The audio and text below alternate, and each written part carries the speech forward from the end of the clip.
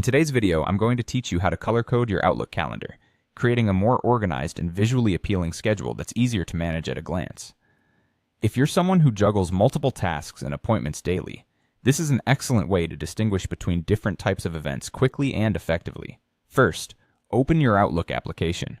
Once you've logged in, find and click on the calendar icon, usually located at the bottom of the navigation pane. The calendar view will open, displaying a grid that represents your days, weeks, or months, populated with any existing events you might have already scheduled. Now let's dive into personalizing your calendar with some color.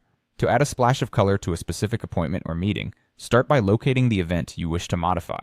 Once you've found it, go ahead and double-click on that calendar event. This action will open up a detailed view of the event window, where you can make various adjustments. Look towards the top of the event window, and you'll notice an option labeled Categorize. This is the key feature we'll be using today to color code your event. Click on Categorize, and a drop-down menu will appear, presenting you with a range of color category options to choose from. You'll see some colors such as red, blue, green, and yellow among the available options.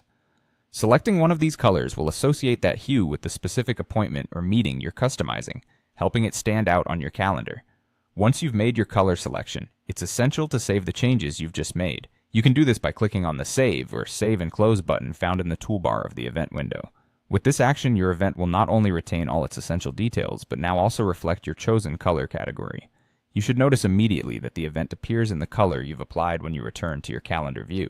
This simple addition of color can significantly enhance your ability to quickly and easily identify priority tasks or meetings, allowing you to streamline your workflow and elevate your time management skills.